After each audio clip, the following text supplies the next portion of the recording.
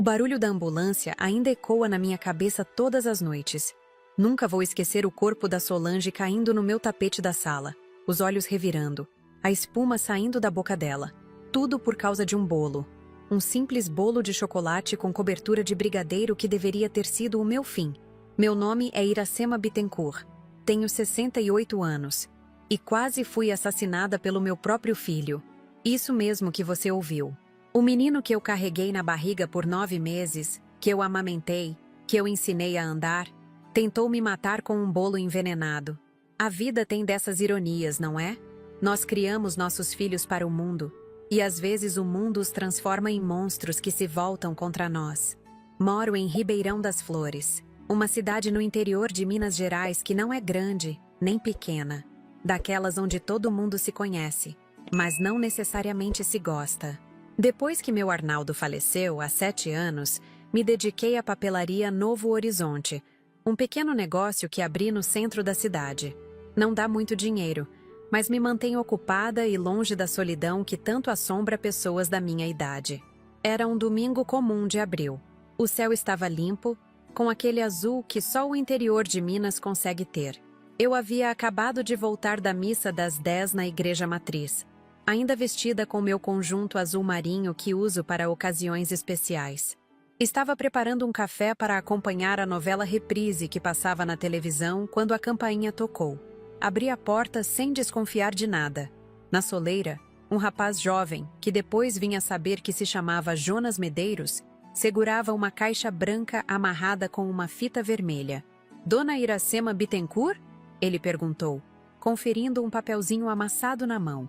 Confirmei com a cabeça, e ele me entregou a caixa. Não havia remetente, apenas um bilhete escrito à mão com uma caligrafia que naquele momento não reconheci. Para a melhor mãe e avó de todo mundo. Confesso que fiquei intrigada. Não era meu aniversário nem Dia das Mães. Meu neto mais novo tinha feito anos na semana anterior, mas ele mora em São Paulo com a mãe desde o divórcio do meu filho mais novo. Pensei que poderia ser uma gentileza do Paulo, meu filho mais velho, que sempre foi tão ocupado com o trabalho de engenheiro. Talvez fosse um gesto de aproximação, já que nossas relações andavam um pouco frias nos últimos tempos. Levei a caixa para a cozinha do meu apartamento no edifício Primavera. É um lugar simples, mas aconchegante, com as paredes amarelo claro que escolhi para alegrar os dias. Sobre a mesa de fórmica branca, abri o pacote com cuidado para não amassar a fita. Sempre guardo essas coisas. Nunca se sabe quando vão ser úteis. Dentro havia um bolo de chocolate com cobertura de brigadeiro. Daqueles que fazem água na boca só de olhar. Estava perfeitamente decorado, com pequenas flores de açúcar nas bordas. Parecia ter saído de uma confeitaria de luxo. Senti o cheiro doce e fiquei tentada a provar um pedaço imediatamente. Mas algo me segurou. Decidi esperar. Minha neta Giovanna tinha prometido passar mais tarde para me ajudar com o álbum de fotografias que estou organizando. Achei que seria mais especial compartilhar aquele presente com ela. Guardei o bolo na geladeira e voltei para meu café e minha novela. Não passou nem meia hora, e a campainha tocou novamente. Era Solange Peixoto, minha vizinha do 3º andar. Uma senhora de 72 anos, viúva como eu, com cabelos pintados de um vermelho improvável e uma curiosidade maior que o pão de açúcar. Solange não era exatamente uma amiga, mas fazia parte da minha rotina. Sempre aparecia na hora do café, como se tivesse um sexto sentido para doces recém-saídos do forno. "Iracema, estava passando e senti cheiro de café. Posso entrar para um dedinho de prosa?" Eu sorri e a convidei para entrar, como sempre fazia. Solange era fofoqueira sim, mas também era companhia. E quando se tem a minha idade, a gente aprende a não desprezar a presença de ninguém. Servimos o café na sala e começamos a conversar sobre os acontecimentos do bairro. O filho da dona Jurema que se separou pela 3ª vez. O preço do pão que não parava de subir. A reforma da praça que nunca terminava. A conversa fluía tranquila, quando Solange notou o bilhete sobre a mesa. "O que é isso, Iracema? Algum admirador secreto?" Ela perguntou com aquele tom maroto que só as senhoras de idade conseguem ter sem soar vulgar. Contei sobre o bolo misterioso e ela imediatamente quis ver. Fomos até a cozinha e tirei o bolo da geladeira. Solange ficou maravilhada. Que coisa mais linda! E esse cheirinho? Deve ser uma delícia. Você não vai provar? Hesitei. Tinha decidido esperar Giovanna, mas Solange insistiu tanto que acabei cortando 3 fatias. Uma para mim, uma para ela e outra que guardaria para minha neta. Coloquei os pedaços em pratos de porcelana floridos, herança da minha mãe. Voltamos para a sala e nos sentamos. Solange não esperou nem 2 segundos antes de atacar seu pedaço. Eu, mais contida, peguei meu garfo e cortei um pequeno pedaço. Levei à boca e senti um gosto estranho, amargo, que não combinava com o chocolate. Não sei explicar, mas algo dentro de mim acendeu um alerta. Disfarçadamente, tirei o pedaço da boca com o guardanapo. "Está uma delícia!" exclamou Solange, que já tinha devorado metade da fatia. "Quem mandou tem bom gosto. Você não vai comer o seu? Estou guardando o apetite para o almoço." Menti, deixando o prato de lado. Continuamos conversando, mas meus olhos não saíam de Solange. Em poucos minutos, notei que ela começou a piscar muito, como se estivesse com sono. Suas frases ficaram desconexas e ela levou a mão à testa. "Está calor aqui, não? Estou me sentindo um pouco tonta." Antes que eu pudesse responder, vi o corpo dela amolecer. Os olhos reviraram e ela escorregou da cadeira para o chão, derrubando a xícara de café que se espatifou no piso. Um filete de espuma branca começou a sair pelos cantos da sua boca. Meu coração disparou. Corri até o telefone e disquei para a emergência com as mãos tremendo tanto que errei os números 2 vezes. Quando finalmente consegui, gritei por socorro, explicando o que tinha acontecido. "Minha vizinha comeu um bolo e desmaiou. Acho que está tendo uma convulsão. Por favor, venham rápido." Enquanto esperava a ambulância, ajoelhei ao lado de Solange, tentando fazer o que podia. Virei-a de lado para que não se engasgasse com a própria saliva e fiquei chamando seu nome, na esperança de que ela reagisse. Mas ela permanecia inconsciente, a respiração fraca e irregular. Foi naquele momento, olhando para o corpo quase sem vida de Solange no meu tapete da sala, que a ficha caiu. O bilhete, o bolo, o gosto estranho. Alguém queria me matar. O presente não era um gesto de carinho, era uma armadilha. E se eu tivesse comido o bolo inteiro como Solange, agora seria eu deitada ali, à beira da morte. Quando os paramédicos chegaram, 7 minutos depois, que pareceram 7 horas, eles já entraram fazendo perguntas. O que ela havia comido, se tinha problemas de saúde, se tomava medicamentos. Expliquei sobre o bolo, mostrei a caixa, o bilhete. "A senhora também comeu?" perguntou um paramédico de barba. "Só provei um pedacinho mínimo, mas senti um gosto estranho e não engoli." Eles trocaram olhares preocupados enquanto colocavam Solange na maca. Um deles guardou o resto do bolo em um saco plástico e disse que levariam para análise. Falou também que eu deveria procurar a delegacia o quanto antes. Quando a ambulância partiu, com as sirenes cortando o silêncio do meu bairro pacato, fiquei sozinha na sala com a mancha de café no tapete, os cacos da xícara quebrada e a terrível consciência de que alguém próximo a mim queria me ver morta. A pergunta que martelava na minha cabeça era: quem? Quem poderia me odiar tanto a ponto de tentar me envenenar? E por quê? Eu era apenas uma senhora viúva, ex-contadora aposentada, que agora tocava uma pequena papelaria. Não tinha inimigos, pelo menos não que eu soubesse. Foi quando o telefone tocou. Era Paulo, meu filho. Disse que estava passando perto do meu prédio e viu a ambulância. Estava preocupado. Perguntou se estava tudo bem comigo. Estou bem, mas aconteceu algo terrível com Solange. Ela passou mal aqui em casa. Respondi, segurando a vontade de contar sobre o bolo. Que pena, mamãe. Essas coisas acontecem com pessoas da idade dela. Quer que eu passe aí? Não precisa, filho. Estou bem, só um pouco abalada. Tem certeza? Posso passar rapidinho, só para verificar se está tudo bem. A insistência dele me soou estranha. Paulo nunca tinha tempo para mim, sempre ocupado com reuniões, projetos, viagens. Por que agora, justo agora, ele estava tão disponível? Um arrepio percorreu minha espinha. Não, filho, não precisa vir agora. Estou um pouco cansada, prefiro descansar. Desliguei o telefone com um peso no coração. Pela primeira vez na vida, estava com medo do meu próprio filho. Sentei-me na poltrona de floral desbotado que pertencia ao Arnaldo e tentei acalmar minha respiração. O silêncio do apartamento agora parecia ameaçador. Não consegui ficar parada. Limpei os cacos da xícara, esfreguei a mancha de café no tapete, arrumei as almofadas, qualquer coisa para manter as mãos ocupadas enquanto minha mente tentava processar o que tinha acontecido. Guardei o bilhete numa gaveta da cômoda, longe das vistas. Aquelas palavras, para a melhor mãe e avó de todo mundo, agora soavam como uma sentença de morte. O telefone tocou novamente cerca de 1 hora depois. Era do Hospital Municipal Santa Clara. Solange estava na UTI, em estado grave. Os médicos tinham feito uma lavagem estomacal e coletado amostras para identificar o veneno. Sim, o médico usou essa palavra. Veneno. Não havia mais dúvidas de que o bolo havia sido adulterado de propósito. Sentei-me novamente, as pernas bambas. Alguém havia tentado me matar. E esse alguém sabia que eu era mãe e avó. O resto do domingo passou num borrão. Não consegui comer, não consegui dormir. Fiquei sentada na sala, olhando para a porta, sobressaltando-me a cada barulho no corredor. Giovanna não apareceu. Mais tarde descobri que Paulo havia ligado para ela dizendo que eu não estava bem e era melhor adiar a visita. Na manhã seguinte, assim que o relógio marcou 8 horas, peguei um táxi para o Hospital Santa Clara.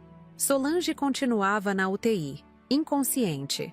O médico, Dr. Maurício, um homem de meia idade com olheiras profundas, me explicou que ela havia sido exposta a uma quantidade significativa de um pesticida agrícola altamente tóxico. Se a senhora tivesse comido aquela fatia inteira, provavelmente não estaria aqui para conversar comigo, ele disse com um olhar grave. A polícia já está ciente e um agente deve procurá-la em breve. Saí do hospital sentindo-me zonza. O sol forte da manhã me fez apertar os olhos. Parei na primeira lanchonete que encontrei e pedi um café, apenas para ter um lugar para sentar e pensar. Foi quando notei as 3 chamadas perdidas de Paulo no celular. Respirei fundo e retornei. Mamãe, onde a senhora estava? Passei no seu apartamento e não tinha ninguém. A voz dele soava genuinamente preocupada, o que só aumentou minha confusão. Fui ao hospital ver como está a Solange. Respondi, observando atentamente minha xícara de café, tentando manter a voz firme. Ah, a vizinha. E como ela está? Na UTI, Paulo. Ela foi envenenada. Um silêncio do outro lado da linha. Por um segundo, apenas um segundo, pensei ter ouvido uma respiração suspensa, como quem recebe uma notícia inesperada. Meu Deus, mamãe! Que coisa horrível! A senhora tem ideia de como isso aconteceu? Hesitei.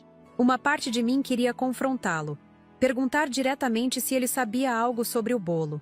Mas meu instinto de sobrevivência falou mais alto. Não sei, filho. É muito estranho.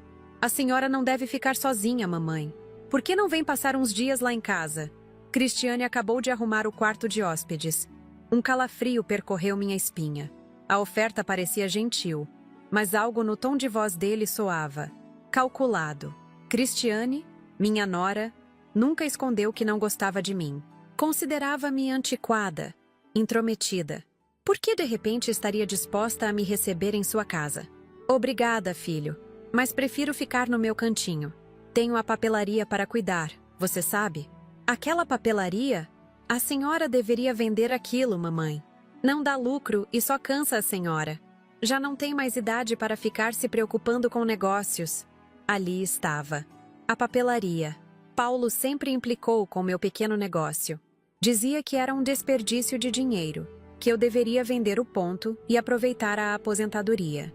O que ele não sabia, ou eu pensava que não sabia, é que aquele desperdício de dinheiro era o que me mantinha viva depois que Arnaldo partiu. Cada cliente que entrava para comprar um caderno ou uma caneta era um lembrete de que eu ainda tinha um propósito. Vamos falar disso outra hora, Paulo. Estou cansada. Desliguei e fiquei olhando para o celular por um longo tempo. As peças começavam a se encaixar, mas eu não queria acreditar no quebra-cabeça que se formava. Nos dias seguintes, estabeleci uma rotina. Pela manhã, ia à papelaria. À tarde, visitava Solange no hospital e à noite trancava-me em casa com todos os ferrolhos da porta. Paulo ligava diariamente, sempre insistindo para que eu fosse para a casa dele, ou, pelo menos, permitisse que ele dormisse no meu sofá para me proteger. Recusei todas as vezes. Na quarta-feira, algo mudou. Cheguei à papelaria mais cedo que o habitual e encontrei a porta destrancada. Congelei na calçada, o coração disparado. Eu tinha certeza absoluta de que havia trancado tudo no dia anterior. Pensei em chamar a polícia, mas algo me disse para entrar. A loja parecia normal à primeira vista.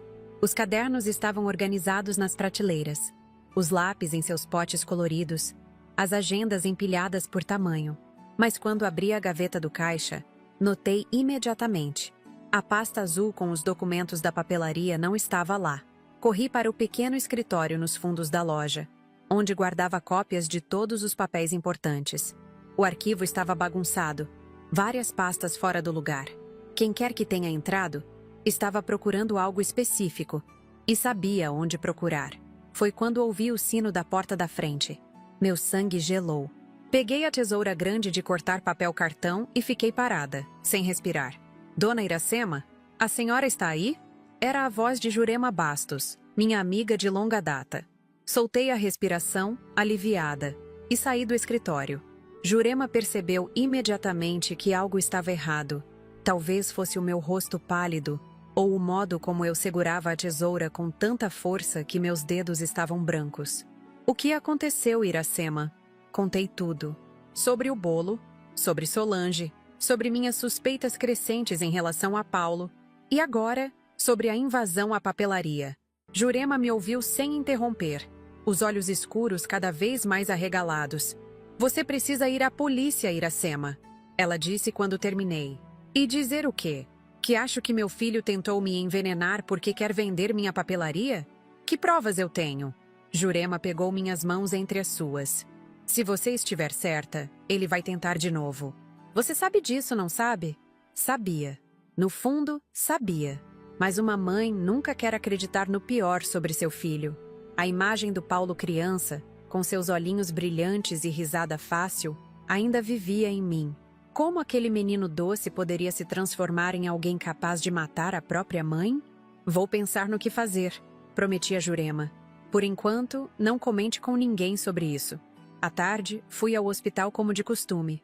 Para minha surpresa, Solange estava acordada, ainda fraca, mas consciente. Ver seus olhos abertos depois de dias de incerteza foi como um raio de luz em meio às trevas. Iracema. Sua voz era apenas um sussurro. O bolo, envenenado. Eu sei, Solange. Me desculpe. Era para mim, não para você. Ela apertou minha mão fracamente. Tome. Cuidado. Seu filho. Meu coração falhou uma batida. O que você sabe sobre meu filho, Solange? Mas ela estava cansada demais para continuar.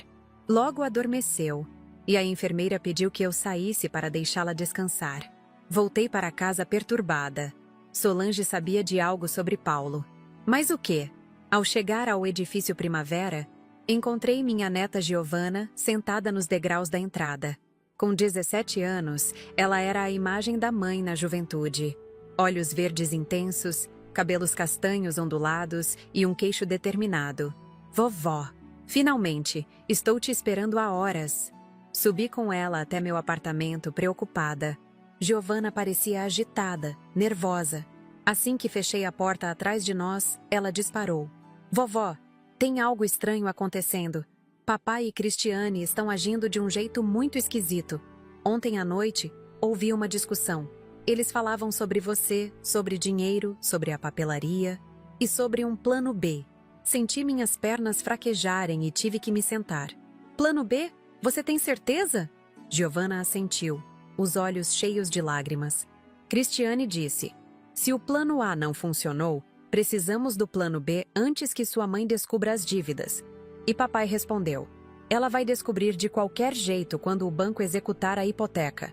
Hipoteca? Que hipoteca? Perguntei confusa. Não sei, vovó, mas tem mais. Encontrei isso no quarto deles. Ela tirou da mochila um papel amassado e me entregou. Era uma cópia de uma procuração. Uma procuração falsa, com uma imitação grosseira da minha assinatura. dando plenos poderes a Paulo para administrar e vender todos os meus bens, incluindo o apartamento e a papelaria. O mundo pareceu girar ao meu redor. Tive que me apoiar na parede para não cair. Meu filho não só queria me matar, ele já estava preparando o terreno para tomar posse de tudo que era meu assim que eu morresse. Giovanna, há quanto tempo você desconfia que seu pai está tramando algo? Perguntei, tentando manter a voz firme. Há semanas, vovó. Eles sempre cochicham quando acham que não estou por perto. E Cristiane anda falando sobre reformar a casa, comprar um carro novo. Mas eu sei que eles estão cheios de dívidas. Papai perdeu muito dinheiro em apostas online. Apostas. Isso explicava muita coisa. Paulo sempre teve essa tendência a procurar ganhos fáceis. Quando criança, vivia fazendo pequenas apostas com os amigos. Na adolescência, frequentava rinhas de galo escondido. Arnaldo e eu sempre tentamos corrigir esse comportamento, mas parece que falhamos miseravelmente. Tem mais uma coisa, continuou Giovanna, hesitante. Ouvi Cristiane falando com a mãe dela ao telefone.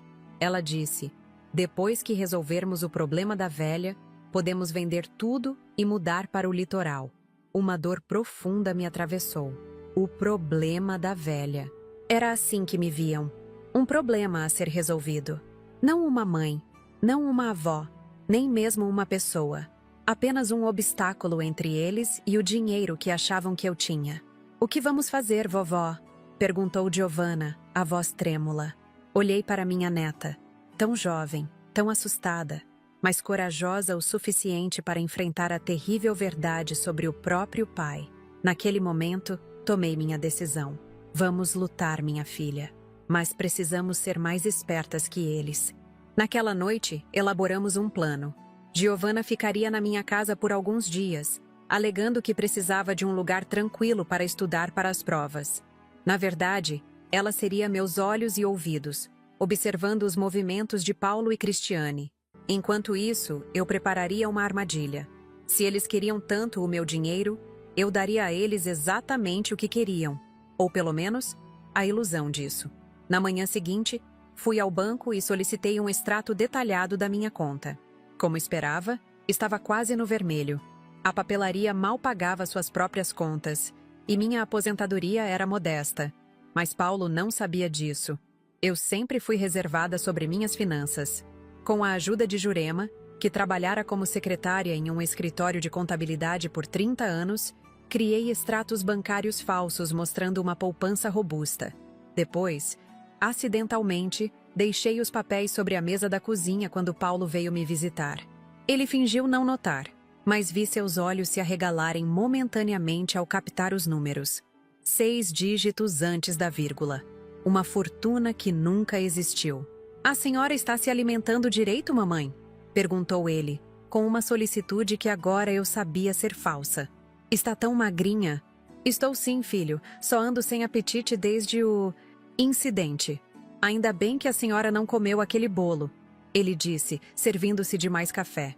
Imagina se tivesse acontecido com a senhora o que aconteceu com Dona Solange. Observei seu rosto cuidadosamente enquanto ele falava. Não havia nenhum traço de culpa, nenhum tremor na voz. Ou meu filho era um psicopata frio, ou eu estava completamente enganada sobre suas intenções. Pois é, respondi suavemente. Graças a Deus eu não comi. Paulo ficou mais alguns minutos, falando sobre assuntos triviais, perguntando sobre a papelaria, sobre minha saúde. Antes de sair, fez o convite de sempre. A senhora não quer mesmo ir lá para casa? Ficar sozinha depois de um susto desses não é bom. Obrigada, filho, mas prefiro ficar no meu cantinho. Além disso, tenho Giovanna comigo agora. Um flash de irritação passou pelo seu rosto ao ouvir o nome da filha, mas ele se recuperou rapidamente. Claro, claro. Bem, qualquer coisa é só ligar. Depois que ele saiu, Giovanna emergiu do quarto onde estava escondida. Viu só, vovó? Ele nem perguntou por que estou aqui em vez de estar em casa. Vi, minha filha. E também vi que precisamos de mais provas. Naquela mesma tarde, instalamos pequenas câmeras pela casa. Na sala, na cozinha, no meu quarto. Jurema conseguiu os equipamentos com seu sobrinho, que trabalhava com segurança eletrônica. Não eram nada sofisticadas, mas serviriam ao propósito. Se eles tentarem algo, teremos tudo gravado, explicou Jurema, ajustando a última câmera sobre a estante de livros. Agora só precisamos esperar. A espera foi o mais difícil. Cada dia era uma tortura de ansiedade.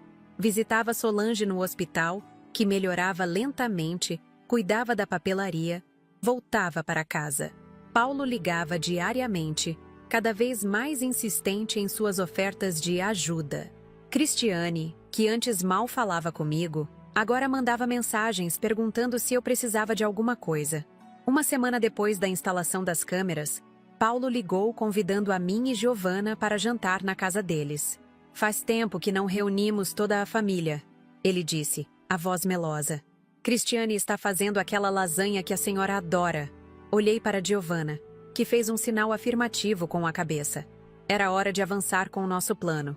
Claro, filho. Ficaremos felizes em ir. Ótimo! Às 7, então. Ah, e mamãe? A senhora poderia trazer aqueles documentos da papelaria? Estive pensando em dar uma olhada, ver se consigo ajudar a senhora a organizar melhor as finanças do negócio. E lá estava, o verdadeiro motivo por trás do convite. Eles queriam os documentos da papelaria, provavelmente para continuar com seu plano de se apropriar de tudo que era meu. Claro, Paulo. Vou separar tudo. Desliguei o telefone e olhei para Giovanna, que havia ouvido a conversa pelo viva-voz. É isso, vovó. Eles estão planejando alguma coisa para hoje à noite. Preparamos tudo cuidadosamente. Eu levaria os documentos da papelaria, os verdadeiros, não cópias, porque precisávamos que eles acreditassem que o plano estava funcionando. Mas antes de sair, Giovanna ligou para o delegado Cláudio Pacheco, um homem sério de 58 anos que havia assumido o caso do bolo envenenado, como estava sendo chamado na delegacia. Se não ligarmos até às 9 da noite, vá até a casa do meu pai, instruiu ela. E traga reforço. O caminho até a casa de Paulo, no bairro Jardim das Acácias, nunca pareceu tão longo. Giovanna dirigia meu velho Uno enquanto eu segurava firme a pasta com os documentos da papelaria sobre o colo. Minhas mãos estavam geladas apesar do calor daquela noite de abril. Vovó, a senhora vai conseguir, Giovanna falou, percebendo o meu nervosismo. Lembre-se, é só seguir o plano. Haja naturalmente. Naturalmente. Como agir naturalmente quando se está prestes a confrontar seu próprio filho sobre uma tentativa de assassinato? A dor que comprimia meu peito não era física, mas doía como se fosse. Cada batida do coração parecia dizer: traição, traição, traição. Eu sei, querida. Não se preocupe comigo. A casa de Paulo e Cristiane era uma construção moderna de 2 andares em um condomínio fechado. Sempre achei aquela casa fria demais, com seus móveis minimalistas e paredes brancas sem um único quadro ou fotografia familiar. Tão diferente do aconchego do meu apartamento cheio de lembranças. Quando chegamos, Paulo nos recebeu com um sorriso largo demais, abraços efusivos demais. Cristiane estava na cozinha, finalizando a lasanha que perfumava toda a casa. Ela me cumprimentou com um beijo no rosto, gesto que nunca havia feito antes, e fez um comentário sobre como eu estava bem para a idade. Trouxe os documentos, mamãe? Paulo perguntou quase imediatamente, olhando para a pasta em minhas mãos. Sim, filho, está tudo aqui. Mas vamos jantar primeiro, não? Esse cheiro está me deixando com água na boca. Vi uma troca rápida de olhares entre Paulo e Cristiane. Ele parecia impaciente, ela ansiosa. Como nunca percebi antes esses sinais? Sentamos à mesa de jantar. Uma peça retangular de vidro temperado sobre uma base de aço escovado. Cristiane serviu a lasanha, uma salada verde e uma garrafa de vinho tinto que Paulo fez questão de abrir solenemente. Um cabernet especial que estive guardando para uma ocasião especial, ele comentou enquanto servia as taças. Mamãe, a senhora vai adorar. É daqueles encorpados que a senhora sempre gostou. Olhei para o líquido rubro na taça à minha frente e senti um arrepio. Será que... Não, eles não tentariam nada tão óbvio. Não depois do incidente com Solange. Mas mesmo assim, precisava ser cautelosa. Estou tomando um remédio novo para a pressão, filho. Acho melhor não misturar com álcool hoje. Nova troca de olhares. Giovanna, sentada ao meu lado, pegou discretamente minha mão sob a mesa e apertou levemente, como que dizendo: "Estou aqui." O jantar transcorreu num clima de falsa cordialidade. Paulo perguntava sobre minha saúde, sobre a papelaria, sobre meus planos para o futuro, tudo com um interesse que nunca demonstrou antes. Cristiane complementava com comentários sobre como eu merecia descansar e aproveitar a vida depois de tantos anos de trabalho. "Sabe, mamãe," Paulo começou, enquanto Cristiane servia a sobremesa, um pudim de leite que eu normalmente adoraria, mas que agora só me fazia lembrar do bolo envenenado. "Estive pensando, a senhora já considerou vender a papelaria? Deve dar muito trabalho e na sua idade?" Lá estava, a isca lançada. "Na verdade, já pensei sim, Paulo," respondi dando um gole na água. "Inclusive, trouxe não só os documentos da loja, mas também os extratos da minha poupança. Andei fazendo umas aplicações que deram certo, sabe? Tenho uma reserva considerável." Os olhos dele brilharam de cobiça. Era como observar um predador prestes a dar o bote. "Aplicações? Que bom, mamãe. Mas a senhora deveria ter me consultado antes. Como engenheiro, entendo bastante de investimentos. Nunca é tarde para receber conselhos, filho. Na verdade, estava pensando em fazer um testamento. Sabe como é, nessa idade, precisamos deixar tudo organizado." Cristiane, que estava voltando da cozinha, quase derrubou a bandeja que carregava. "Testamento?" ela perguntou, a voz mais aguda que o normal. "Mas a senhora está ótima, dona Iracema. Não precisa pensar nessas coisas agora. A vida é imprevisível, minha querida. Veja o que aconteceu com a Solange. Um momento estava tomando café comigo, no outro estava na UTI. Um silêncio pesado caiu sobre a mesa. Paulo pigarreou, ajeitou o guardanapo no colo, tomou um gole de vinho. "Falando nisso, como está Dona Solange?" ele perguntou, tentando soar casual. "Melhorando. Os médicos acreditam que ela terá alta na próxima semana. Ela anda tendo lapsos de memória, mas o Dr. Maurício diz que é normal depois do trauma que sofreu." Novo olhar entre o casal. Dessa vez, vi claramente o alívio em seus rostos. Eles acreditavam que Solange não se lembraria do que tinha acontecido. E eu deixei que pensassem isso. Após o jantar, fomos para a sala. A tensão era palpável, mascarada por sorrisos forçados e gentilezas exageradas. Paulo sugeriu que Giovanna mostrasse seu quarto novo para mim, claramente querendo nos separar para poderem discutir algo em particular. "Depois, vovó. Primeiro, acho que papai quer ver os documentos que a senhora trouxe, não é?" Paulo lançou um olhar irritado para a filha, mas rapidamente se recompôs. "Claro, claro! Vamos dar uma olhada nisso, mamãe." Abri a pasta sobre a mesa de centro e espalhei os documentos. Certidões, contratos, balanços financeiros da papelaria e os extratos bancários falsificados que Jurema tinha me ajudado a criar. Paulo pegou os papéis avidamente, examinando cada um com atenção. "Nossa, mamãe! A senhora realmente tem um bom dinheiro guardado," ele exclamou, olhando para os extratos. "Por que nunca me contou?" "Você nunca perguntou, filho," respondi calmamente. "Sempre achei importante ter uma reserva para emergências." "E a senhora tem razão," ele assentiu pegando uma caneta do bolso. "Mas esses investimentos não estão rendendo o que deveriam. Se a senhora me der uma procuração, posso ajudar a administrar melhor esse dinheiro." Lá estava, a armadilha sendo lançada. "Procuração? Não sei, Paulo. Sempre cuidei das minhas próprias finanças." "Mamãe, a senhora não entende desse mundo de investimentos modernos. Eu posso fazer esse dinheiro render muito mais. Confie em mim." Ele abriu sua pasta e tirou um documento já impresso. Uma procuração, pronta para ser assinada, dando a ele plenos poderes sobre meus bens. Exatamente como aquela que Giovanna havia encontrado no quarto deles, mas dessa vez oficial. "Já até preparei tudo. É só a senhora assinar aqui, e eu cuido do resto." Peguei o documento e fingi ler com interesse.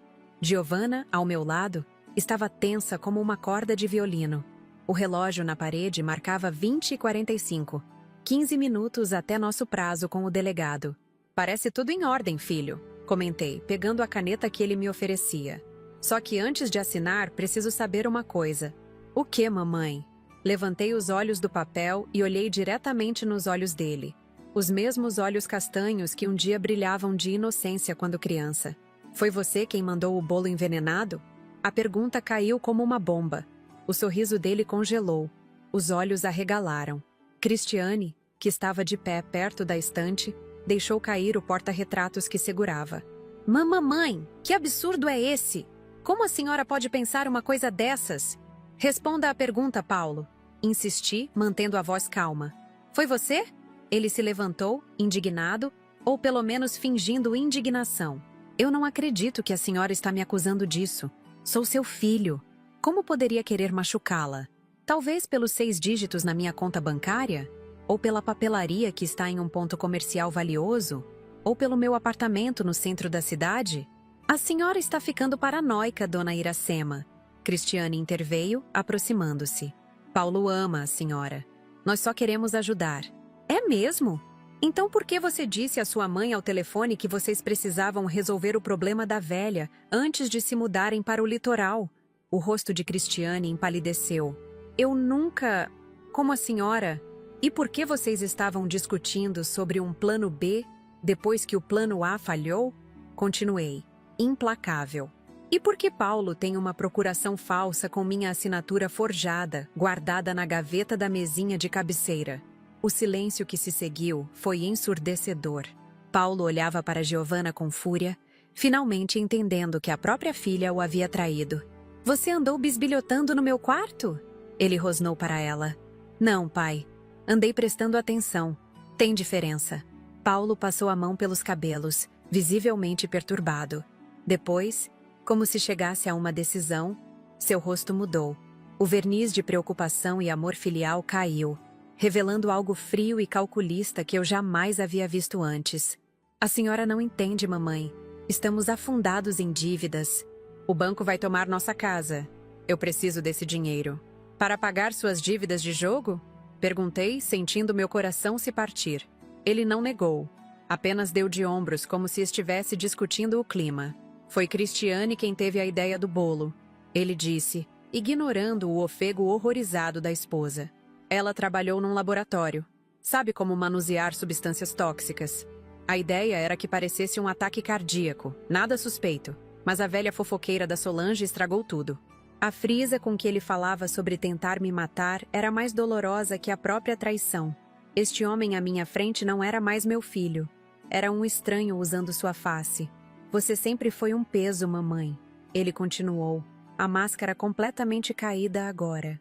Sempre se metendo na minha vida, dando palpites, fazendo pouco das minhas escolhas. Por que não é como seu pai? Por que não estuda mais? Por que não arranja um emprego de verdade em vez de ficar nessas especulações? Você nunca acreditou em mim. Cada palavra era como uma facada.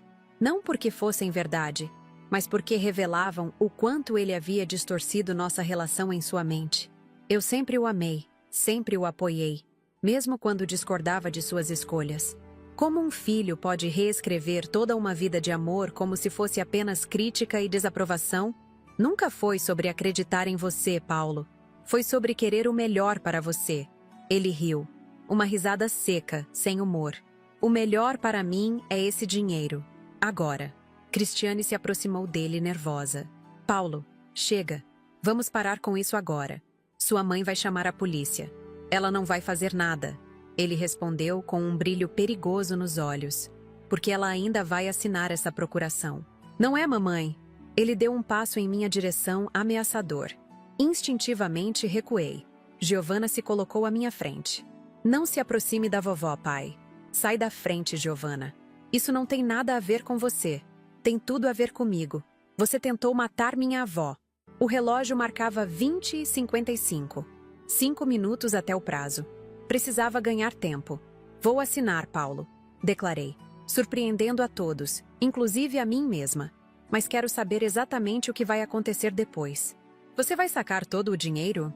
Vai vender o apartamento? A papelaria? Ele pareceu relaxar um pouco, acreditando que havia vencido. Tudo. Vamos vender tudo. A senhora pode morar conosco por um tempo, até encontrarmos um asilo decente. Um asilo? Repeti, incrédula. É o melhor para todos, mamãe. A senhora terá os cuidados que precisa, e nós poderemos seguir nossas vidas. Cristiane parecia cada vez mais nervosa, olhando para a porta como se esperasse que alguém chegasse a qualquer momento. Ela sabia que estavam indo longe demais. E se eu me recusar a assinar? Perguntei, embora já soubesse a resposta. O sorriso de Paulo se tornou cruel. Aí teremos que seguir com o plano B. Talvez um acidente doméstico desta vez. Idosos caem tanto em casa, não é mesmo? Especialmente depois de tomar certos medicamentos que causam tontura. Giovanna pegou o celular. Vou chamar a polícia. Paulo foi rápido. Arrancou o aparelho das mãos dela e o jogou contra a parede, estilhaçando a tela. Ninguém vai chamar ninguém, ele rosnou. Agora, mamãe, assine logo essa droga de procuração. Foi quando ouvimos. Sirenes se aproximando. O rosto de Paulo mudou de raiva para confusão, depois para pânico. O quê? Quem? A campainha tocou, seguida de batidas fortes na porta. Polícia! Abram a porta! Cristiane soltou um grito abafado e correu para o segundo andar. Paulo ficou paralisado por um momento. Depois tentou seguir a esposa, mas já era tarde. A porta foi aberta com um estrondo e o delegado Cláudio Pacheco entrou, seguido por 2 policiais armados. Paulo Bittencourt? O delegado perguntou, embora fosse apenas uma formalidade. Ele já sabia exatamente quem era. O que significa isso? Paulo tentou recuperar a compostura. Esta é minha casa. Vocês não podem invadir assim. Podemos quando há suspeita de crime em andamento, respondeu Pacheco calmamente. Dona Iracema, a senhora está bem? Assenti, incapaz de falar. A realidade do que estava acontecendo, meu próprio filho sendo preso em sua casa por tentar me matar, era demais para processar. Vocês não podem provar nada! Paulo gritou enquanto um dos policiais o algemava. É a palavra dela contra a minha. Ela é uma velha senil. Na verdade, temos várias provas. O delegado corrigiu. O veneno encontrado no bolo é o mesmo que foi comprado com seu cartão de crédito na loja de produtos agrícolas na semana passada. A confeitaria confirmou que foi você quem encomendou o bolo. E temos seu DNA na caixa e no bilhete. O rosto de Paulo perdeu toda a cor. Pela primeira vez, vi medo real em seus olhos. Isso sem contar, continuou Pacheco, que toda esta conversa foi gravada. Quando Dona Giovanna nos procurou mais cedo hoje, instalamos equipamentos de escuta com autorização judicial. Ouvimos tudo, Sr. Paulo, inclusive sua confissão sobre o plano B. Enquanto os policiais conduziam Paulo para fora, ele lançou um último olhar para mim, não de arrependimento ou remorso, mas de puro ódio, como se eu fosse a culpada por ele estar sendo preso, não suas próprias ações. Aquele olhar confirmou que a decisão de denunciá-lo havia sido a correta, por mais dolorosa que fosse. Cristiane foi encontrada no banheiro do segundo andar, tentando destruir evidências, receitas de pesticidas, anotações sobre doses letais. Ela também foi presa, chorando e acusando Paulo de tê-la forçado a participar do plano. Quando finalmente ficamos a sós com o delegado, Giovanna se jogou em meus braços, soluçando. Acabou, vovó. Acabou. Mas não havia acabado. De muitas formas, estava apenas começando. A dor de perder um filho, não para a morte, mas para a prisão, para suas próprias escolhas sombrias, é uma dor que não tem nome. Nenhum dicionário tem uma palavra para descrever o sentimento de uma mãe que precisou denunciar o próprio filho para sobreviver. A senhora tomou a decisão certa, disse o delegado Pacheco, gentilmente, como se lesse meus pensamentos. Eles não teriam parado. O próximo plano poderia ter sido fatal. Assenti, enxugando as lágrimas que não percebi que estavam caindo. Sei que foi, mas saber não torna mais fácil. Quando voltamos para meu apartamento naquela noite, Giovanna e eu sentamos no sofá da sala, exaustas demais para falar, mas precisando da presença uma da outra. O relógio na parede marcava quase meia-noite, mas parecia que havia passado uma vida inteira desde o jantar. O que vai acontecer agora, vovó? Giovanna perguntou finalmente, a voz pequena. Olhei para minha neta, tão jovem para ter enfrentado algo tão terrível, mas tão forte, tão corajosa. Se Paulo representava o pior de nossa família, Giovanna certamente representava o melhor. Agora, minha querida, reconstruímos. Um dia de cada vez. Os dias que se seguiram à prisão de Paulo e Cristiane passaram como um pesadelo em câmera lenta. Repórteres do jornal local Folha de Ribeirão apareciam na porta do meu prédio, ansiosos por detalhes sobre o caso do bolo envenenado, como ficou conhecido. Vizinhos cochichavam quando eu passava pelo corredor. Algumas pessoas atravessavam a rua para não cruzar comigo, como se a tragédia fosse contagiosa.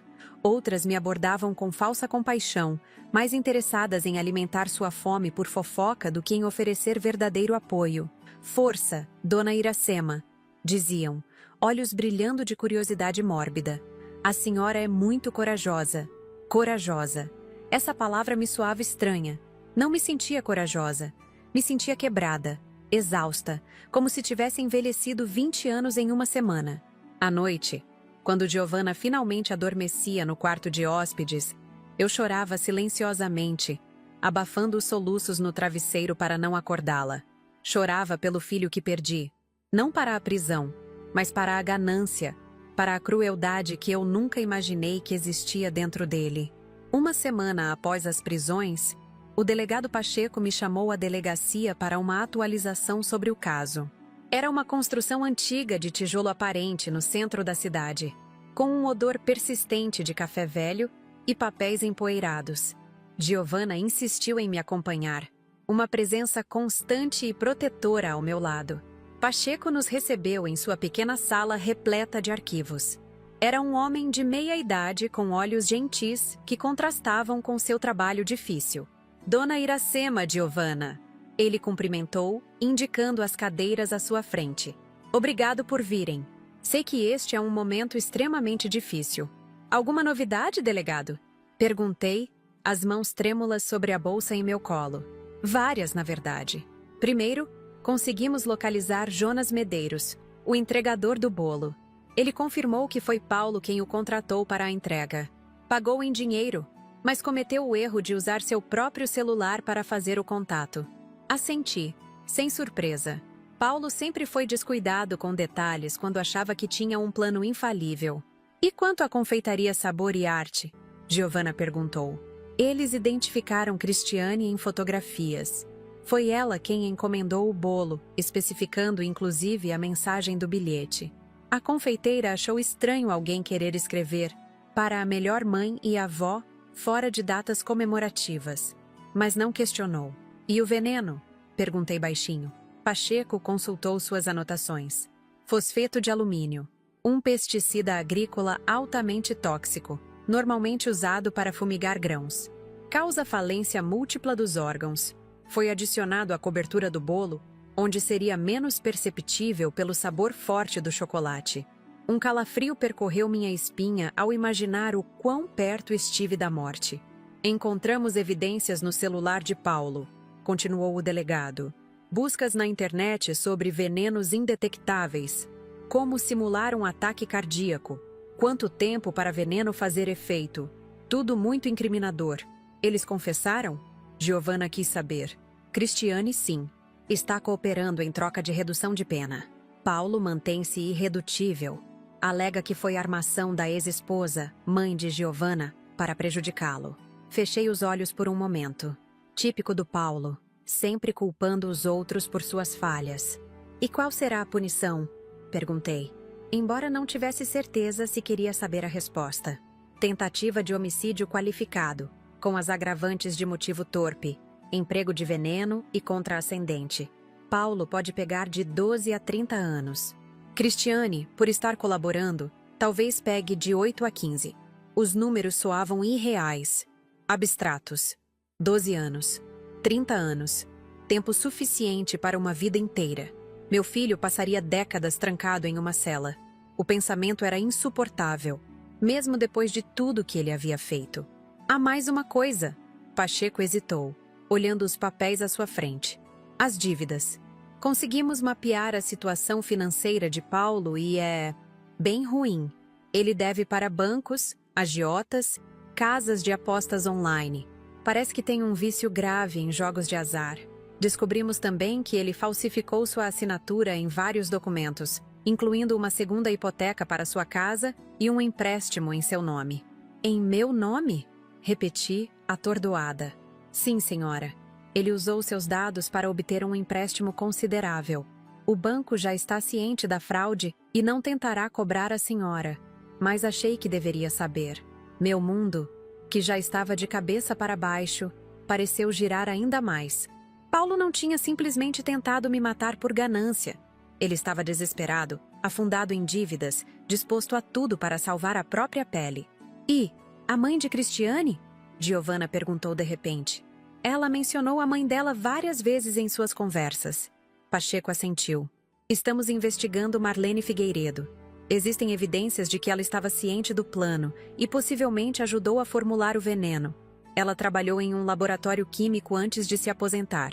Marlene, minha antiga colega de trabalho, que sempre competiu comigo por promoções, por atenção, por status. Sempre achei que nossa rivalidade havia ficado no passado quando nos aposentamos, mas aparentemente ela a nutriu silenciosamente por todos esses anos. Quando poderei ver meu filho? Perguntei, a voz quase sumida. Pacheco me olhou com compaixão. Ele está no presídio estadual agora. A senhora pode visitá-lo nos horários estabelecidos para visitas familiares. Mas ele deixou claro que não quer ver a senhora ou Giovanna. O golpe final. Nem mesmo na prisão, confrontado com as consequências de seus atos, Paulo conseguia admitir sua culpa ou buscar reconciliação. Em vez disso, escolhia o ressentimento, alimentando o ódio que o levou a tentar me matar em primeiro lugar. Entendo, murmurei. Embora não entendesse, não realmente. Saímos da delegacia em silêncio. O céu de Ribeirão das Flores estava carregado, prenunciando tempestade. Um reflexo perfeito do meu estado de espírito. Giovanna segurou minha mão enquanto caminhávamos até o carro. Vovó, eu sei que está doendo, mas a senhora não tem culpa de nada disso. Ela era tão jovem e já tão sábia. Como poderia explicar a ela que uma mãe sempre se sente culpada quando um filho segue por caminhos sombrios? Sempre nos perguntamos: onde erramos? O que poderíamos ter feito diferente? No caminho para casa, decidi fazer um desvio. Precisava ver Solange. Ela havia recebido alta do hospital 2 dias antes e estava se recuperando em casa. O apartamento de Solange era quase um espelho do meu. Mesma planta, mesmos armários antigos, apenas com decoração diferente. Ela nos recebeu na porta, mais magra e pálida do que antes, mas com os olhos vivos de sempre. Iracema, Giovanna, que bom ver vocês. Ela sorriu, nos convidando para entrar. Desculpem a bagunça, ainda estou me adaptando. Solange havia perdido peso durante sua internação e suas mãos tremiam levemente ao nos servir café, mas seu espírito permanecia intacto. Como estão as coisas? Ela perguntou, claramente se referindo à situação com Paulo. Difíceis, respondi sinceramente. Cada dia é uma luta. Solange assentiu, compreensiva. Eu queria te contar algo, Iracema. Algo que talvez te ajude a entender um pouco. Ela nos contou então que, na verdade, havia suspeitado do bolo desde o início. Quando vi aquele bilhete tão exagerado, soube que havia algo errado. Paulo nunca foi de demonstrações de afeto, muito menos chamar você de melhor mãe e avó. E justo quando ele andava perguntando tanto sobre seu testamento, sobre a papelaria, eu trabalho na secretaria do Fórum há décadas, Iracema. Vi casos suficientes de filhos interesseiros para reconhecer os sinais. Então, por que comeu o bolo? Perguntei confusa. Comi só um pedacinho de propósito. O suficiente para adoecer, mas não para morrer. Pelo menos era o que eu esperava. Queria confirmar minhas suspeitas e proteger você. Lágrimas brotaram em meus olhos. Esta mulher, que eu sempre considerei apenas uma vizinha fofoqueira, havia arriscado a própria vida para me proteger. Solange, eu não sei nem como agradecer. Ela pegou minhas mãos entre as suas. Não precisa. Somos amigas, não somos? E além do mais, quem mais vai me manter informada sobre os acontecimentos do prédio? Rimos. Um riso frágil, mas genuíno. O primeiro em muitos dias. Ao deixarmos o apartamento de Solange, me senti um pouco mais leve. Não havia resolvido nada, Mas saber que tinha pessoas verdadeiras ao meu lado fazia toda a diferença.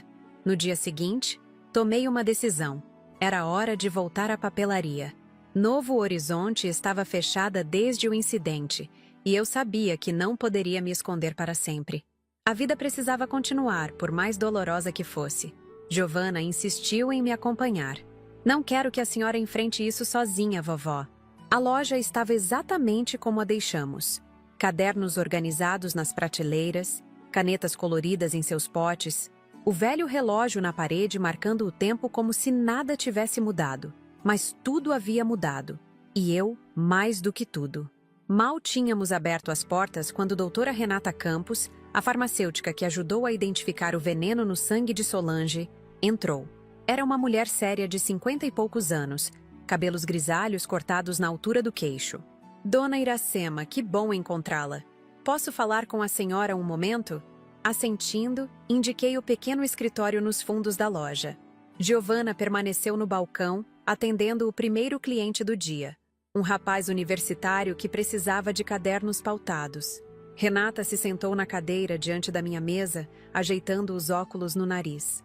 Vim pessoalmente porque achei que a senhora deveria ouvir isso de alguém que se preocupa, e não dos jornais ou fofocas. Ela começou séria. Marlene Figueiredo foi presa esta manhã. Meu coração deu um salto. Presa? Por quê? A polícia encontrou evidências em sua casa. Anotações sobre o veneno, fórmulas, dosagens e mensagens trocadas com Paulo e Cristiane sobre o plano. Meu Deus, murmurei, chocada com a profundidade da conspiração. Tem mais, continuou Renata. Parece que Marlene foi quem deu a ideia inicial. Ela sugeriu o veneno específico, sabendo que simularia um ataque cardíaco se administrado corretamente. E ela tinha um motivo próprio. Que motivo? Vingança. Aparentemente, ela nunca superou o fato de a senhora ter sido promovida a chefe de departamento naquele concurso interno de 1992, enquanto ela permaneceu como assistente. Pisquei, incrédula. 1992? Isso foi há mais de 30 anos. Algumas pessoas guardam rancor por toda a vida, dona Iracema, e Marlene parece ser uma delas. Quando Paulo começou a falar sobre suas dificuldades financeiras e como precisava de dinheiro rápido, ela viu a oportunidade perfeita para sua vingança. Fiquei em silêncio, processando a informação. Um concurso interno de 3 décadas atrás havia alimentado um ódio tão profundo que levou uma mulher de 70 anos a conspirar para me matar. Era quase impossível de acreditar. Como a senhora descobriu tudo isso? Perguntei finalmente. Meu marido é advogado do fórum. Está ajudando na acusação. Agradeci a Renata por sua honestidade e gentileza. Quando ela se foi, permaneci no escritório, olhando pela janela para a movimentada rua comercial de Ribeirão das Flores. Pessoas passavam apressadas, carregando sacolas, conversando, vivendo suas vidas normais. Como eu invejava sua normalidade. Voltei para o balcão, onde Giovanna tentava organizar uma pilha de papéis de presente que havia caído. Está tudo bem, vovó? Ela perguntou, notando minha expressão. Vai ficar, respondi, tentando acreditar nas minhas próprias palavras. Os dias se transformaram em semanas. A vida foi lentamente assumindo uma nova normalidade.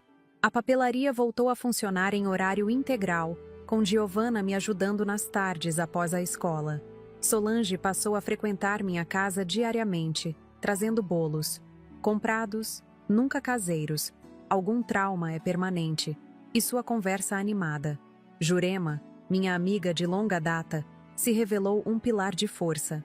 Ela organizou um pequeno grupo de apoio com outras mulheres da nossa idade que haviam passado por traumas familiares. Nos reuníamos semanalmente para compartilhar histórias, chás e, às vezes, apenas silêncios compreensivos. Um mês após as prisões, recebi uma carta. O papel era barato, a caligrafia, apressada. Era de Paulo. Não abra agora, aconselhei-me, guardando o envelope na gaveta da cômoda. Precisava de força para enfrentar quaisquer palavras que ele tivesse a dizer. Acusações, ressentimentos, talvez mais mentiras. Naquela noite, sentada na poltrona do Arnaldo com uma xícara de chá ao lado, finalmente abri a carta. Mamãe, Começava o texto, sem qualquer outro cumprimento. Estou escrevendo porque meu advogado diz que demonstrar remorso pode ajudar meu caso. Não sinto remorso. Fiz o que precisava fazer. Se pudesse voltar atrás, apenas teria planejado melhor, para que ninguém descobrisse. A verdade é que a senhora sempre foi um peso, sempre exigindo, sempre esperando que eu fosse como meu pai, um homem medíocre que nunca arriscou nada na vida. Eu merecia mais. Mereço mais. E aquele dinheiro, aquela papelaria, deveriam ser meus por direito. Cristiane me traiu, como todos na minha vida sempre traíram. Ela está contando tudo para reduzir sua pena. Covarde. Marlene também. Ninguém tem fibra nesta cidade, exceto eu. Não espero seu perdão. Na verdade, não quero seu perdão. Quando eu sair daqui, e eu vou sair, continuarei minha vida longe de você e de tudo que você representa. Paulo. Nenhum, com carinho, nenhum, seu filho. Apenas seu nome, frio e distante como ele mesmo havia se tornado. Dobrei a carta lentamente e a coloquei de volta no envelope. Não havia lágrimas desta vez. Apenas uma profunda e definitiva compreensão. O filho que eu conhecia e amei havia partido há muito tempo. Talvez nunca tenha realmente existido da forma como eu o via. No dia seguinte, levei a carta ao delegado Pacheco. Ele a leu com expressão grave. Depois a guardou numa pasta. Isso pode ser útil para o caso, dona Iracema. Mostra premeditação e falta de arrependimento. Eu sei, respondi. Foi por isso que trouxe. Ele me olhou com uma mistura de admiração e pena. A senhora é uma mulher forte. Não, sou apenas uma mulher que não tem escolha a não ser forte. Ao sair da delegacia, passei pela Praça Central Coronel Joaquim. Os idosos do bairro estavam reunidos em seus bancos habituais, jogando dominó, conversando, alimentando pombas. Avistei Jurema entre eles e acenei, decidindo me juntar ao grupo. Iracema, que bom te ver fora de casa, exclamou Jurema, abrindo espaço no banco ao seu lado. Os outros me cumprimentaram com sorrisos calorosos, mas pude ver a curiosidade em seus olhos. Eu havia me tornado uma celebridade local involuntária, a mãe que denunciou o próprio filho por tentativa de assassinato.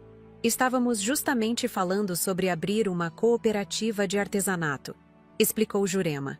Um espaço onde possamos vender nossas produções, crochê, tricô, pinturas. Parece uma ótima ideia, comentei, genuinamente interessada. E pensamos que talvez pudéssemos usar um cantinho da sua papelaria? Pagaríamos aluguel, claro. Olhei para minha amiga, depois para os outros idosos que me observavam esperançosos. Pessoas honestas, trabalhadoras, que queriam apenas um espaço para mostrar suas criações, para se sentirem úteis e valorizadas. Pessoas que não viam em mim apenas a mãe do envenenador, mas Iracema, a mulher que conheciam há décadas. Naquele momento, senti algo que não esperava sentir tão cedo, um pequeno lampejo de esperança. Não precisam pagar aluguel, respondi, sorrindo pela primeira vez em semanas. Podemos estabelecer uma parceria. Vocês trazem seus produtos, eu ofereço o espaço e dividimos os lucros. O que acham? O entusiasmo em seus rostos foi como um bálsamo para minha alma ferida. A ideia da cooperativa de artesanato dentro da papelaria rapidamente se transformou na melhor decisão que eu poderia ter tomado. Em apenas 2 semanas, o pequeno espaço que separei no fundo da loja estava repleto de colorido. Mandalas de crochê de Jurema, cachecóis de tricô da Dona Aparecida, esculturas de argila do seu Joaquim, bonecas de pano da Dona Neuza. A Novo Horizonte ganhou uma nova vida, e eu junto com ela. Os clientes que antes entravam apressados para comprar um caderno ou uma caneta agora paravam, admiravam as peças artesanais, conversavam. Alguns começaram a frequentar a loja não apenas para compras, mas para um café e um dedo de prosa com os artesãos da Novo Horizonte, como o grupo começou a ser conhecido na cidade. Foi numa dessas tardes movimentadas, quando o sino da porta não parava de tocar com a entrada de clientes, que Solange irrompeu na loja, ofegante e agitada. "Iracema, você não vai acreditar!" ela exclamou, ignorando completamente a fila no caixa onde Giovanna atendia pacientemente. Acabei de saber. É sobre o caso. Pedi licença à senhora com quem conversava sobre cadernos de caligrafia e levei Solange até o pequeno escritório nos fundos. Sua expressão oscilava entre choque e indignação. O que aconteceu? Perguntei, sentindo aquele familiar aperto no peito sempre que o assunto do bolo envenenado surgia. Lembra que eu disse que tinha lapsos de memória sobre o dia em que comi o bolo? Que não me lembrava de tudo? Assenti. Os médicos haviam explicado que era comum vítimas de envenenamento grave sofrerem com falhas de memória relacionadas ao trauma. Bem, esta manhã, enquanto tomava meu café, tudo voltou, como um filme passando na minha cabeça. Solange se aproximou, baixando a voz como se temesse ser ouvida, embora estivéssemos sozinhas no escritório. Iracema, eu me lembrei de algo que vi antes de desmaiar, algo importante. Ela fez uma pausa dramática, sempre teatral mesmo nos momentos mais sérios. Quando comecei a sentir os efeitos do veneno, olhei para a porta da sua cozinha e vi alguém, Iracema. Alguém estava espionando pela fresta. Gelei. Quem? A mãe da Cristiane, Marlene. Ela estava lá, observando tudo. A revelação caiu como uma bomba. Marlene não estava apenas ciente do plano. Ela estava presente no meu apartamento no dia do crime. Isso significava que o plano era ainda mais elaborado do que imaginávamos. Tem certeza, Solange? Absoluta? Certeza absoluta. Reconheceria aquele cabelo pintado de preto e aqueles óculos de tartaruga em qualquer lugar. Ela estava lá, Iracema, observando para ver se o plano dava certo. Pedi que Solange me acompanhasse imediatamente à delegacia. O delegado Pacheco nos recebeu com sua habitual eficiência, registrando o novo depoimento de Solange com atenção meticulosa. Isso muda muita coisa, ele comentou, relendo suas anotações. Significa que Marlene não foi apenas cúmplice no planejamento, mas participou ativamente da execução do crime. E mais, sugere premeditação em um nível ainda mais profundo. Eles queriam testemunhar o resultado. Como ela teria entrado no meu prédio? Na minha casa? Perguntei confusa. Verificaremos as câmeras de segurança do saguão, respondeu Pacheco. Quanto à sua casa, a senhora tem o costume de deixar a porta destrancada quando está em casa? Refleti por um momento. Às vezes sim, especialmente quando espero visitas. E naquele dia, a senhora esperava a visita de sua neta, correto? Assenti, começando a entender. Provavelmente Marlene aproveitou essa oportunidade. Talvez tenha usado alguma desculpa para entrar no prédio. Uma entrega, uma visita a outro morador. Depois, encontrou sua porta destrancada ou parcialmente aberta. A ideia de que aquela mulher havia se esgueirado para dentro da minha casa, escondida para assistir à minha morte, me causou um profundo mal-estar. Não era apenas um crime calculado, era cruel, sádico. Ao sairmos da delegacia, Solange me segurou pelo braço. Tem mais uma coisa que não contei ao delegado. Ela sussurrou. Algo que só diz respeito a nós duas. Olhei para ela intrigada. Quando percebi que estava sendo envenenada, quando vi Marlene na porta, eu soube instantaneamente que o bolo era para você. E sabe o que pensei antes de desmaiar? Ela fez uma pausa, seus olhos marejados. Pensei, ainda bem que sou eu, não a Iracema. Nunca contei isso a ninguém, mas, naquele momento, fiquei feliz por estar no seu lugar. Senti lágrimas brotarem nos meus próprios olhos. Abracei Solange ali mesmo, na calçada da delegacia, sem me importar com os olhares curiosos dos passantes. Obrigada, murmurei contra seu ombro. Obrigada por ser essa amiga que eu nem sabia que tinha. Na semana seguinte, o julgamento preliminar começou. O Fórum de Ribeirão das Flores, um prédio imponente de estilo neoclássico, estava lotado no dia da primeira audiência. Parecia que a cidade inteira queria testemunhar o desenrolar do caso do bolo envenenado. Sentei-me na primeira fileira, com Giovanna ao meu lado segurando firmemente minha mão, e Jurema e Solange logo atrás como uma guarda de honra. Quando os acusados entraram, escoltados por policiais, senti meu coração falhar. Paulo, meu filho, estava quase irreconhecível. Sempre vaidoso com sua aparência, agora exibia barba por fazer e olheiras profundas. Cristiane parecia ter encolhido, os ombros curvados como se carregasse um peso invisível. E Marlene, a última a entrar, mantinha o queixo erguido em desafio, como se ainda acreditasse na justiça de suas ações. Nenhum deles olhou em minha direção. O julgamento foi exaustivo. Cada detalhe da conspiração foi exposto, cada peça de evidência apresentada. Os extratos bancários mostrando as dívidas de Paulo com casas de apostas online. As mensagens trocadas entre os 3 acusados, planejando meticulosamente minha morte. O depoimento do confeiteiro que recebeu a encomenda do bolo. A nota fiscal da compra do pesticida. E então, o momento que eu mais temia, fui chamada para testemunhar. Ao subir no banco das testemunhas, senti o peso de todos os olhares sobre mim. O promotor, um homem jovem e enérgico chamado Dr. Maurílio, aproximou-se com gentileza. Dona Iracema, por favor, conte ao tribunal com suas próprias palavras o que aconteceu no dia em que recebeu o bolo. Respirei fundo e comecei meu relato.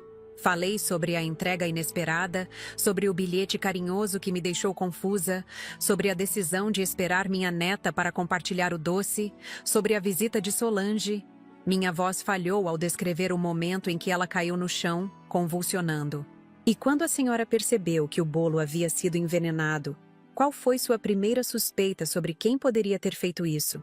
Perguntou o promotor. Olhei diretamente para Paulo pela primeira vez desde que entrei no tribunal. Nossos olhos se encontraram brevemente antes que ele desviasse o olhar. Não quis acreditar, respondi, com sinceridade dolorosa. Mesmo quando as evidências começaram a apontar para meu filho, eu lutei contra essa ideia com todas as minhas forças. Que mãe quer acreditar que seu próprio filho deseja sua morte? Dr. Maurílio assentiu compreensivamente. E o que finalmente convenceu a senhora? As próprias palavras dele. Quando o confrontamos, ele admitiu. Não demonstrou arrependimento, apenas frustração por seu plano ter falhado. O advogado de Paulo imediatamente se levantou. Objeção! A testemunha está relatando uma conversa privada sem provas. Meritíssima, temos gravações dessa conversa, obtidas com autorização judicial, rebateu o promotor. A juíza, doutora Carolina Mendes, uma mulher severa de meia idade, assentiu. Objeção negada. A testemunha pode continuar. Após meu depoimento, foi a vez de Solange. Com sua maneira direta e ocasionalmente dramática, ela relatou como havia suspeitado do bolo desde o início, como deliberadamente comeu apenas um pedaço para testar, e, finalmente, como viu Marlene observando pela porta da cozinha. Este último detalhe causou comoção no tribunal. Marlene, que até então mantivera uma expressão impassível, empalideceu visivelmente. O advogado dela, um senhor de idade avançada com voz trêmula, tentou desacreditar o testemunho. Senhora Peixoto, a senhora afirma ter visto minha cliente em um momento em que estava sofrendo os efeitos de um envenenamento grave. Como pode ter certeza do que viu quando seu sistema nervoso estava sendo afetado por uma substância tóxica? Solange não se intimidou. Senhor advogado, trabalho na secretaria do Fórum há 43 anos. Parte do meu trabalho é verificar identidades e reconhecer rostos. Mesmo à beira da inconsciência, reconheceria Marlene Figueiredo a 100 metros de distância, principalmente com aquele cabelo tingido que parece uma peruca de carnaval. Um murmúrio de risos percorreu a sala, rapidamente silenciado pela batida do martelo da juíza. A prova que selou o destino dos acusados, entretanto, veio de uma fonte inesperada: as câmeras de segurança do edifício Primavera. As gravações, recuperadas pela perícia técnica, mostravam claramente Marlene entrando no prédio minutos antes da entrega do bolo, escondendo-se na escada de serviço quando o entregador chegou e depois subindo até meu andar. A gravação terminava com ela saindo apressadamente do prédio cerca de 20 minutos depois que a ambulância partiu levando Solange. Quando o julgamento foi suspenso para aquele dia, saí do fórum exausta emocional e fisicamente. Giovana, sempre atenta, sugeriu que fôssemos até a lanchonete da esquina antes de voltar para casa.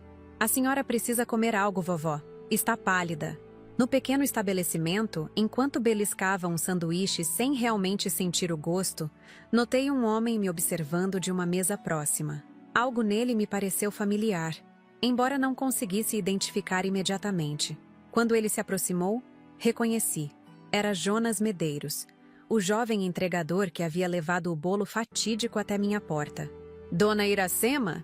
Ele perguntou hesitante. Posso falar com a senhora um minuto? Assenti, indicando a cadeira vazia à minha frente. Ele se sentou, visivelmente nervoso, torcendo um guardanapo entre os dedos. Eu queria me desculpar. Eu não sabia o que estava naquela caixa, juro. Pensei que era só um bolo normal, um presente. Eu sei, filho, respondi suavemente. Você não tem culpa. Mesmo assim, não consigo parar de pensar que participei daquilo.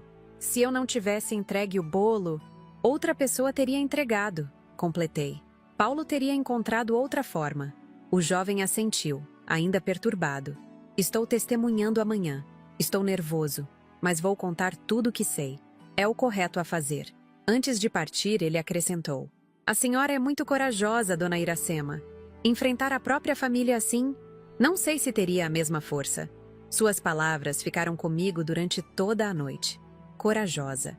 Era a segunda vez que alguém me chamava assim naquele dia. Ainda não me sentia corajosa, apenas uma sobrevivente fazendo o que precisava ser feito. Mas talvez, refleti enquanto observava a lua pela janela do meu quarto, a verdadeira coragem seja exatamente isso. Fazer o necessário mesmo quando cada fibra do seu ser grita contra. O segundo dia de julgamento trouxe o momento que todos esperavam, o testemunho dos acusados. Cristiane foi a primeira, já que havia feito um acordo com a promotoria para redução de pena em troca de cooperação. Com voz trêmula e frequentemente interrompida por lágrimas, ela descreveu como tudo começou com as dívidas de jogo de Paulo. Ele estava desesperado. Devia para pessoas perigosas, tinha hipotecado nossa casa sem me contar, estava usando cartões de crédito em nome da mãe dele. E como surgiu a ideia do envenenamento? Perguntou o promotor. Foi durante um jantar com minha mãe.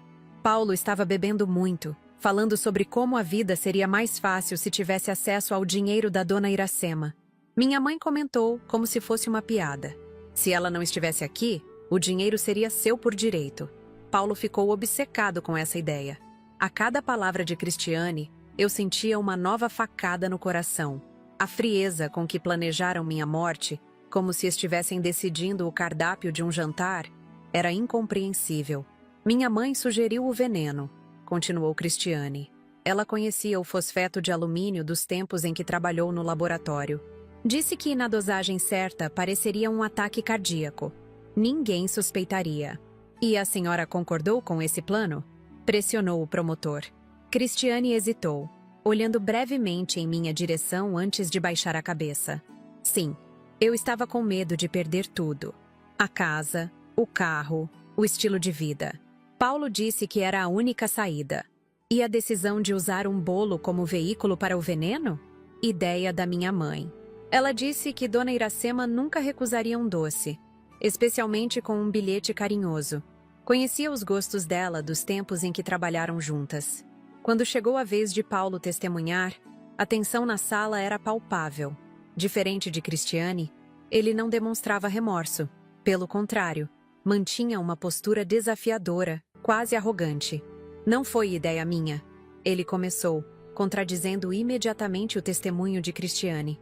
Marlene me manipulou. Estava obcecada com a ideia de se vingar da minha mãe por alguma promoção antiga. Eu estava vulnerável, desesperado por causa das dívidas. Ela aproveitou isso. Cada palavra era uma mentira, uma tentativa de fugir da responsabilidade. Mais doloroso que o plano para me matar era ver o homem que meu filho havia se tornado. Alguém incapaz de assumir as consequências de seus atos, sempre culpando os outros. Marlene foi a última a testemunhar. E surpreendeu a todos com sua frieza. Sim, sugeriu veneno. Ela admitiu sem rodeios.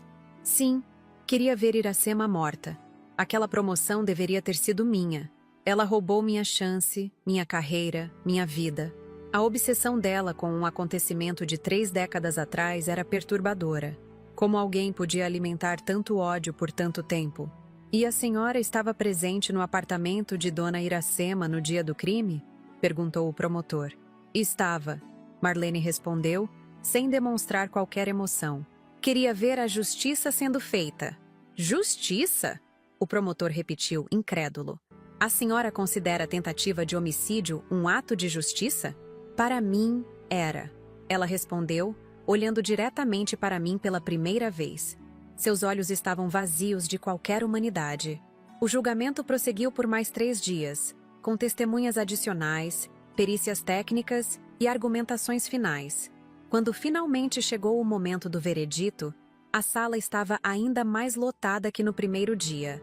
A juíza Carolina Mendes manteve todos em suspense enquanto lia meticulosamente os autos do processo antes de anunciar sua decisão. Este tribunal raramente testemunhou um caso de tamanha premeditação e crueldade. Ela começou, seu tom severo ecoando na sala silenciosa. A tentativa de assassinato da própria mãe por ganho financeiro, com o uso de um método particularmente cruel, demonstra um nível de depravação que não pode ser ignorado pela justiça. Ela fez uma pausa, ajustando os óculos antes de continuar. Paulo Bittencourt. Este tribunal o considera culpado de tentativa de homicídio qualificado com agravantes de motivo torpe, emprego de veneno e contraascendente. Sentença: 24 anos de reclusão em regime fechado. Um murmúrio percorreu a sala. Paulo permaneceu impassível. Cristiane Bittencourt, considerando sua cooperação com as investigações, mas não ignorando a gravidade de sua participação, este tribunal a condena a 15 anos de reclusão em regime semiaberto. Cristiane cobriu o rosto com as mãos, soluçando. Marlene Figueiredo, por sua participação ativa no planejamento e execução do crime, e pela clara demonstração de que o fez por vingança premeditada durante décadas, este tribunal a condena a 20 anos de reclusão em regime fechado. O martelo bateu, selando o destino dos 3. Enquanto eram retirados da sala, Paulo olhou para mim uma última vez. Não havia raiva em seus olhos agora, nem desafio, apenas um vazio profundo, como se finalmente percebesse o que havia perdido. Saí do tribunal sentindo um estranho misto de alívio e profunda tristeza. A justiça havia sido feita, mas a que preço? Meu filho passaria as próximas décadas trancado numa cela. A família que conheci estava irremediavelmente destruída. Vovó! Giovanna me chamou gentilmente enquanto caminhávamos até o carro. A senhora está bem? Olhei para minha neta. Tão jovem, tão forte, tão leal. E pela primeira vez em muito tempo, sorri um sorriso genuíno. Sabe, Giovanna, acho que vou ficar. Não hoje nem amanhã, mas algum dia. Já se passaram 3 anos desde que recebi aquele bolo com o bilhete para a melhor mãe e avó de todo mundo. 3 anos desde que minha vida virou de cabeça para baixo e fui forçada a encarar a mais dolorosa das verdades. Meu próprio filho queria me ver morta. Hoje, sentada na varanda da papelaria Novo Horizonte, transformada em café literário e central de artesanato, percebo o quanto essa jornada me transformou. Paulo cumpre sua pena no presídio estadual. Nunca mais nos falamos. Às vezes recebo cartas dele, que permanecem fechadas na gaveta da minha cômoda. Talvez um dia eu tenha força para abri-las, mas esse dia ainda não chegou. Cristiane, após 2 anos em regime semiaberto, foi transferida para a liberdade condicional com tornozeleira eletrônica. Soube que está trabalhando como auxiliar de limpeza em um hospital, reconstruindo sua vida longe daqui.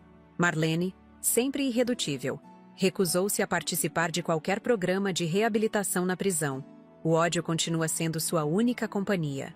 Quanto a mim, encontrei uma paz que nunca imaginei ser possível depois de tamanha traição. A papelaria prosperou de formas inesperadas. O espaço que cedi para os artesãos idosos se expandiu, ocupando quase metade da loja. Agora temos aulas semanais de artesanato para crianças do bairro, tardes de leitura para os aposentados e um pequeno café que serve os melhores bolos da cidade. Todos comprados de confeitarias certificadas, é claro. Ninguém mais faz bolos caseiros no meu círculo de amizades. Solange se recuperou completamente e tornou-se minha parceira de negócios. Quem diria que aquela vizinha fofoqueira tinha um talento incrível para a administração? Foi ideia dela instalar as mesinhas na varanda, criar um cardápio de cafés especiais, organizar eventos literários. Transformamos a tragédia em renovação, o trauma em oportunidade. Giovanna está na faculdade de Direito agora. O caso do bolo envenenado despertou nela a vocação para a advocacia criminal. Ela quer ajudar outras vítimas a encontrarem justiça, outras famílias despedaçadas a reconstruírem suas vidas. Mora comigo ainda, ocupando o quarto de hóspedes que se tornou seu santuário. Às vezes a pego olhando antigas fotos de família, fotos em que Paulo aparece sorrindo, um pai carinhoso, um filho aparentemente devotado. Nesses momentos, compartilhamos um silêncio compreensivo. Lamentamos juntas o homem que pensávamos conhecer, o homem que nunca existiu realmente. Jurema continua sendo meu pilar. Seu grupo de apoio para mulheres traumatizadas cresceu, agora com reuniões semanais no salão comunitário da igreja. Sobreviventes, não vítimas. Ela diz sempre. E ela tem razão. Sobrevivemos. Não apenas ao veneno que estava naquele bolo, mas a algo muito mais tóxico. A traição daqueles em quem mais confiávamos. O delegado Pacheco se aposentou no ano passado. Veio se despedir pessoalmente trazendo um buquê de margaridas, minhas favoritas, embora eu nunca tenha mencionado isso a ele. A senhora foi o caso mais marcante da minha carreira, ele disse. Não pela crueldade do crime, mas pela dignidade com que a senhora enfrentou tudo. Tomamos café na varanda da papelaria, conversando não como vítima e investigador, mas como amigos, como dois sobreviventes das tempestades que a vida nos impõe. Às vezes, quando fecho os olhos à noite, ainda vejo o corpo de Solange caindo no meu tapete, a espuma branca em seus lábios, a ambulância levando-a embora. Ainda sinto o horror da descoberta, o gelo no sangue quando percebi que meu próprio filho desejava minha morte. A dor não desaparece completamente. Apenas aprendemos a carregá-la conosco, a transformá-la em algo que nos fortalece, em vez de nos destruir. Minha história não é única. Em todo o Brasil, famílias são destruídas pela ganância, pelo ódio, pelo desejo irracional de riqueza a qualquer custo. Quantas mães, quantos pais, quantos avós sofrem silenciosamente a violência e o abuso daqueles que deveriam protegê-los? Quantos se calam por vergonha, por medo, por aquele amor que persiste mesmo quando não há mais razão para amar? Se há uma lição que aprendi nessa jornada dolorosa, é que o silêncio protege apenas os agressores. Falar, denunciar, buscar ajuda, por mais difícil que seja, é o único caminho para a libertação e, paradoxalmente, para a cura. Sim, meu filho está na prisão por minha denúncia, mas eu estou livre, livre do medo, livre da manipulação, livre para reconstruir minha vida nos meus próprios termos. Aos 71 anos, descobri que nunca é tarde demais para recomeçar. A papelaria, que Paulo tanto quis tomar de mim, agora é um centro de convivência para a comunidade, um espaço de acolhimento e criatividade. O dinheiro que ele cobiçava, aquela fortuna que nunca existiu realmente, foi substituído por uma riqueza muito mais valiosa. Amizades genuínas, propósito renovado, a certeza de que sou mais forte do que jamais imaginei. Esta é minha história, minha jornada de dor e superação. Se você está passando por situação semelhante, saiba que não está sozinho. Há pessoas dispostas a ajudar, mãos estendidas para segurar a sua quando o chão parece desaparecer sob seus pés. Busque ajuda, rompa o silêncio, encontre sua voz. A estrada para a recuperação é longa, mas cada passo vale a pena. Antes de me despedir, quero agradecer a você que acompanhou essa história até o final. Foi difícil reviver esses momentos, abrir meu coração e compartilhar a traição mais dolorosa que uma mãe pode sofrer. Mas se meu relato puder ajudar pelo menos uma pessoa a reconhecer sinais de perigo, a buscar ajuda antes que seja tarde demais, então toda essa exposição terá valido a pena. Se você gostou desta história, por favor, inscreva-se no canal Vovó Lembrou. Aqui compartilhamos experiências reais, histórias de vida que muitas vezes permanecem escondidas nas sombras da vergonha ou do medo. Seu apoio é fundamental para que possamos continuar esse trabalho de conscientização. Deixe seu like, compartilhe com quem possa precisar ouvir essas palavras. E, principalmente, comente o que achou. Sua opinião é importante para mim. Preparar esses vídeos exige tempo, coragem e recursos. Se puder, ajude nosso canal com o Valeu Demais, uma forma de doação que nos permite cobrir os custos de produção e trazer novos conteúdos diariamente. Cada contribuição, por menor que seja, faz uma enorme diferença para mantermos esse espaço de compartilhamento e cura. E por favor, conte-me nos comentários de onde está assistindo e se já testemunhou algo parecido. Suas experiências enriquecem nossa comunidade, criam pontes de compreensão e solidariedade. Ninguém deveria enfrentar o trauma sozinho. Estamos juntos nessa jornada. No próximo vídeo, trarei outra história marcante que permaneceu guardada por muito tempo. Histórias que precisam ser contadas, ouvidas, compartilhadas. Porque é apenas trazendo a escuridão para a luz que podemos realmente começar a curar nossas feridas, tanto individuais quanto coletivas. Aqui é Iracema Bittencourt, de Ribeirão das Flores, Minas Gerais. Uma sobrevivente, não uma vítima. Uma mulher que recebeu um bolo envenenado e descobriu, da maneira mais dolorosa possível, quem realmente estava ao seu lado quando o mundo desmoronou. Obrigada por ouvir minha história. Até o próximo relato, no canal Vovó Lembrou.